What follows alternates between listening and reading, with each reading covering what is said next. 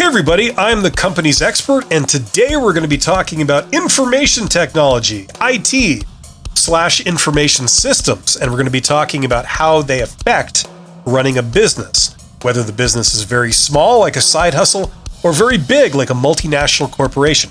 And I have done both. In fact, I've been the CEO of a mid-sized software company, so I believe I can speak to this topic. We're going to be covering IT, its pros and cons, and then we're going to be covering the pros and cons in a general sense of the people who specialize in IT. So let's dive in. What is information technology? Well, as you probably know, this is the department of the business that deals with the computers, the phones, and all types of electronic communication. Okay, that's their function. But their main responsibility is managing the ERP system. Okay, if you've never heard of that, ERP stands for Enterprise Resource Planning, and it's the central piece of software that runs the business. At the core of a lot of companies is one software application. And this giant software application, it runs, at the very least, the accounting function. Okay, you need to have accountants in your company. They need to do their work. And in order to do that, they need computers. So at the very least, you got to have a system for them to use to do their accounting. Now, in most companies, the ERP software doesn't just do the accounting function. It also does inventory management.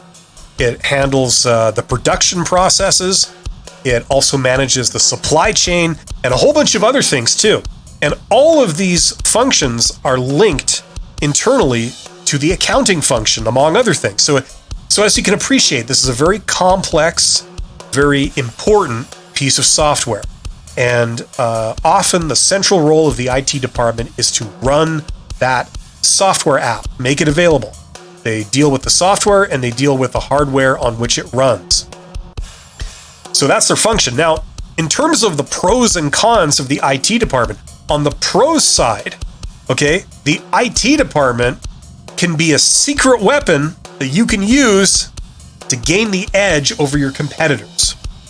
Okay, a lot of people don't realize this. In management speak, it's a strategic resource. Okay, if you have a highly capable IT department and you have a lot of creative thinking, you can use those people in that department to automate a lot of your processes. Okay, if they do this, it can provide efficiencies in cost. You can be much more efficient. It provides efficiencies in quality, and it provides efficiencies in terms of lead times. So there's some tremendous advantages that the IT department can deliver to the business to put the tools in their hand to make lots and lots of money and gain market share. Okay, incredible resource. Now, just a footnote here, you can't automate everything. Only certain things can be automated in this way. For example, if you have processes that you constantly have to go back and tweak them, they're constantly changing, that's probably not going to be a good candidate to automate with IT, because every time you automate something with IT, it's expensive and it's complex, and there's long lead times involved. So if you're constantly having to go back and tweak it, it can negate the advantages. In that case, you would use something like lean manufacturing or other people-based management initiatives that can make things more efficient. Okay, they're more flexible and easier to do. However, they are never going to be as scalable as some of the IT-related solutions that you might be able to get with an IT department. Okay, so those are the pros. Now, in terms of the cons, okay, unfortunately, most companies are not run this way. They don't regard IT as a strategic resource.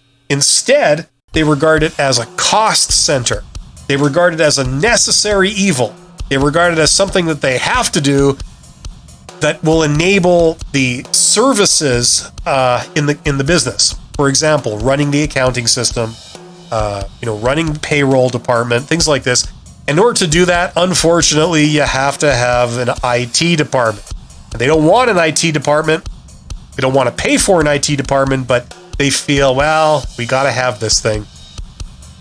And they're regarding it as a cost center, a cost to be minimized. Now, This is a terrible waste of resources. And if you're wondering if your organization regards IT this way, a great way to tell is to look at the organizational chart. If you have the head of IT, whether they're the chief technical officer or director of IT, and they're reporting directly to the CFO, the chief financial officer, the head accountant, that's a pretty good indication that that organization views IT as a cost center and not as a strategic resource, in which case it's a terrible shame. So those are the pros and cons of IT. Now let's talk about the people, okay? The people that choose to specialize in IT.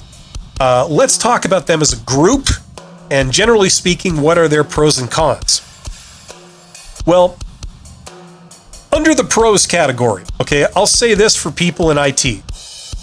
They tend to be very, very bright, okay? They tend to be technical nature, and they tend to be introverted, but they also tend to be highly trainable because they're so bright and because they've had a lot of schooling, and it's not the easiest stuff to learn. A lot of IT that they tend to be very capable, and as a result, they're highly trainable, and that gives them the potential to add a ton of value to an organization. These can be very valuable people indeed. However, sometimes, or I would dare to go as far as to say a lot of times, this is negated by their cons as a group, and there are several. For a start, generally speaking, people in the IT department, they're technical people and they have no people skills. They have very poor people skills. This is something that many people have commented on, and yeah, it's true in a general sense. But going beyond that, okay, people that work in IT, one of their disadvantages, generally speaking, is that they have no understanding of the business itself.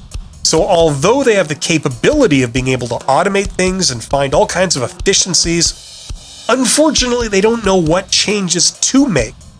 What would be a good thing to do to deliver value, to improve things. Okay, they have no understanding of the business itself. And that's a big disadvantage. That gets in the way of them adding value.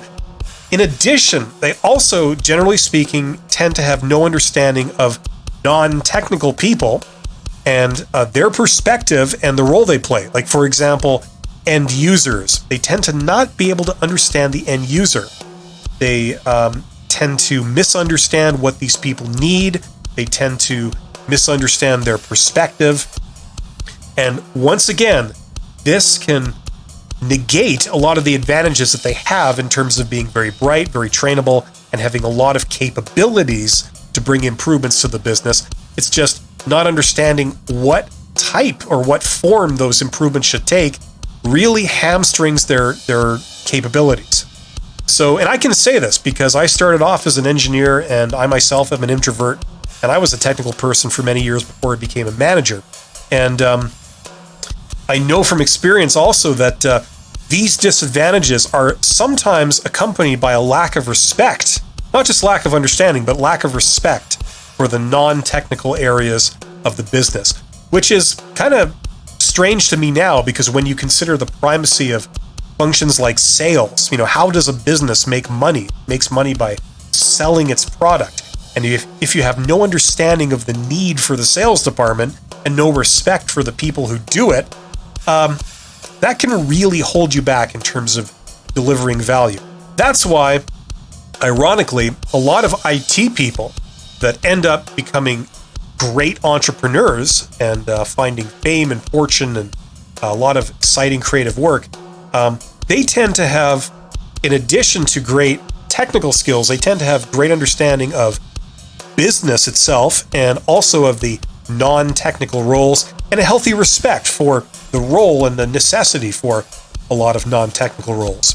So if you can bring those things together to the IT department, you have something tremendously powerful, tremendously useful, and it can lead to a lot of business prosperity. So thank you so much for listening this long. You guys are awesome. I hope you found this interesting, and I hope you will join me for the rest of the series where I cover the major areas of business and how they relate to running a business. So thank you very much, and don't forget to subscribe.